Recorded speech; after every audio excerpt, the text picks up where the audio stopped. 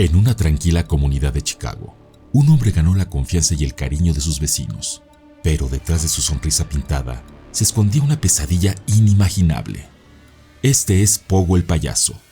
A simple vista, un animador alegre y carismático, pero detrás del maquillaje y los globos se oculta uno de los asesinos más despiadados de la historia, John Wayne Gacy.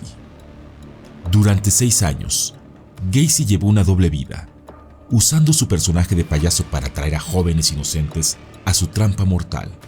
33 víctimas, enterradas bajo su casa, son el testimonio de su macabra y perturbadora realidad.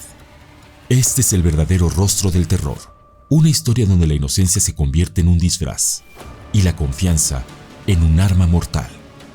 Prepárate para descubrir la inquietante verdad detrás de la sonrisa de Pogo el payaso.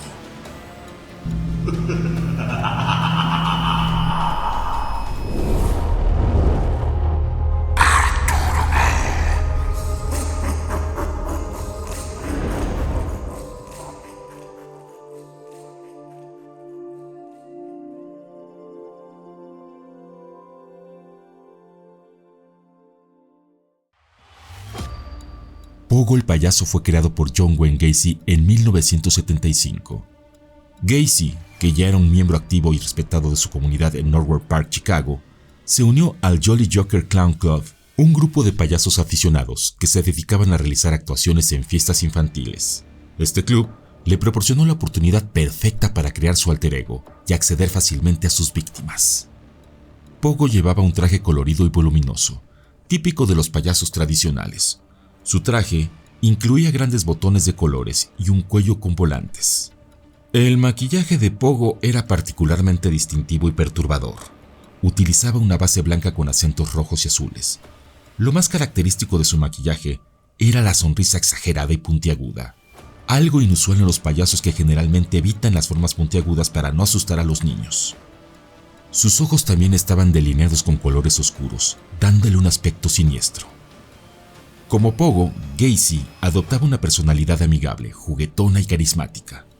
Interactuaba con los niños y adultos de una manera que les hacía sentir cómodos y entretenidos. Y este es el punto medular. Su capacidad para encantar a su audiencia y ganarse su confianza era la clave para su doble vida. Entre 1972 y 1978, Gacy asesinó a 33 jóvenes y adolescentes, atrayéndolos a su casa con promesas de trabajo o fiestas. Una vez allí, los sometía a torturas, abusos y estrangulamientos. Los detalles de sus crímenes son horrendos. El modo operandi de Gacy solía atraer a sus víctimas ofreciéndoles trabajos, como ya habíamos mencionado, en su empresa de construcción, invitándolos a fiestas o simplemente ganándose su confianza. Una vez en su casa, a menudo les pedía que se pusieran esposas como parte de un truco de magia. Una vez que estaban esposados, los atacaba. Inmediatamente que terminaba con ellos, Gacy enterraba la mayoría de los cuerpos en el espacio de rastreo bajo su casa. A medida que el espacio se llenaba, arrojó algunos cuerpos al río Des Plaines.